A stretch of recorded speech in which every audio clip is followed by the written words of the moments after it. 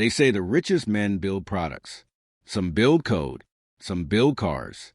But Bernard Arnault, he built desire. In a world driven by speed, he mastered patience. In an economy ruled by trends, he bet on timelessness. And in markets filled with noise, he spoke with silence. He didn't invent champagne. He didn't invent handbags. He simply made them unreachable. And in doing so, he made them irresistible. This is not the story of a businessman. This is the story of the greatest luxury architect in modern history. This is how Bernard Arnault turned elegance into an empire, and how he used scarcity, psychology, and precision to dominate the world of business.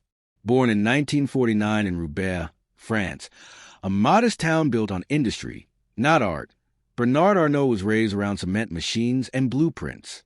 His father owned a construction company.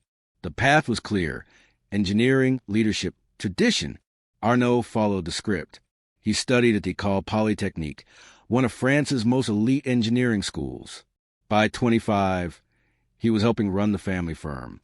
But his curiosity was different. While others discussed logistics and pipelines, Bernard obsessed over aesthetics, fashion, refinement. Where others saw function, he saw form. In the early 1980s, his first bold move shocked the French business elite. He acquired a struggling textile company called Boussac.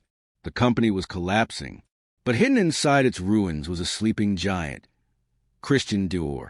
Arnault slashed apartments, laid off thousands, faced criticism. But Dior stayed.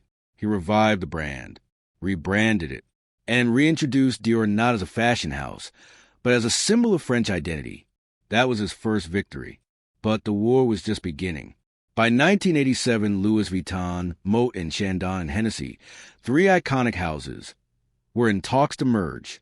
Arnault moved in fast. He bought shares, gained power, and by 1990, Bernard Arnault controlled LVMH, a newly formed supergroup in luxury, made up of fashion, wine, and heritage. From that day forward, Bernard didn't just run a company. He ran a culture empire, and he began acquiring, aggressively, strategically, silently. Over the next 3 decades, LVMH would grow from 3 brands to over 75 luxury houses, each one chosen not for its profits, but for its potential to inspire desire. Louis Vuitton remains a crown jewel, over $20 billion in annual revenue, making it the most profitable luxury brand in the world. Christian Dior, now led by his daughter Delphine, is a fashion power brand with double-digit annual growth.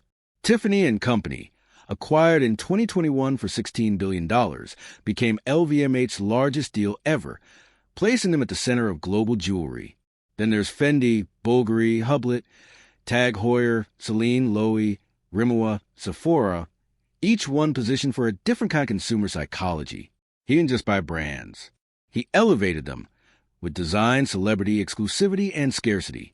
LVMH today is not just a business. It's a financial engine. Annual revenue in 2023 stood at 86.2 billion euros. Net profit, 15.2 billion. Market cap, over $500 billion, making it the most valuable company in Europe. Nearly 200,000 employees, over 6,400 global retail locations, and a product portfolio that spans fashion, wine and spirits, cosmetics, jewelry, travel retail, and even hospitality.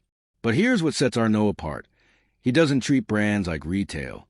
He treats them like art. And customers? He treats them like collectors. Arnault's greatest weapon isn't advertising. It's scarcity. LVMH never floods a market. It controls supply, limits production, designs waiting lists. At Louis Vuitton, customers are often told that bag sold out globally. And the more they hear that, the more they want it. This creates 2 effects. First, the brand remains aspirational. Second, the resale market explodes, creating cultural obsession. Scarcity creates demand. Exclusivity creates value. Perception creates power. Arnault doesn't chase customers. He makes customers chase the brand. That's not marketing. That's psychology. Every product under LVMH isn't just luxury. It's a narrative. Perfumes come with backstories. Bags come with heritage. Shoes come with campaigns that feel like short films. LVMH spends billions in branding, not just to sell items, but to embed those items into culture. A Louis Vuitton trunk in a music video becomes a cultural flex. A Dior dress on the red carpet becomes a status message. A Tiffany ring in a romantic drama becomes a psychological anchor. This is what makes Arnault's model unbeatable. He doesn't just sell products. He sells identity. And as the world becomes more connected, the desire for distinction becomes stronger. LVMH feeds that desire across every continent. Most businesses fail when they grow too fast. Not Arnault. He enters new markets surgically. In China, he focuses on prestige malls and digital content through WeChat. In India, he positions luxury through weddings and gifting. In the U.S., he reshaped Tiffany to feel young again, partnering with pop icons and redesigning flagship stores like galleries. Even in Africa, Southeast Asia, and the Middle East, LVMH moves carefully, culturally, deliberately. He adapts to the aspirations of each region, not just economics. No discounts. No flash sales. No outlet malls. Because once luxury is seen as available, it's no longer desirable. Arnault is over 75. But retirement? Not yet. His 5 children are all active in LVMH. Delphine leads Dior. Antoine handles communications. Amber Luddy. Alexander revamped Tiffany. Frederick ran Tag Heuer. Jean oversees watches. But unlike dynasties driven by inheritance, Bernard treats succession as merit. They are tested, watched, trained. Whoever rises inherits not just wealth, but a world-stage empire. In 2024, LVMH faced pressure. Moët Hennessy lost over €1 billion due to global slowdowns. Western luxury sales plateaued. But Arnault didn't panic. He cut underperforming products. Focused on ultra-wealthy customers. Doubled down on high-end retail and invitation-only events. He remained silent and let strategy speak louder than words. He never built apps. He never launched rockets. He never shouted for attention. But today, his brands walk every major runway, sit in every billionaire's closet, and whisper identity in every elite circle on earth. Because Bernard Arnault didn't just build wealth. He crafted power, not by controlling economies, but by controlling desire. He turned luxury into a language and made LVMH the world's most profitable conversation.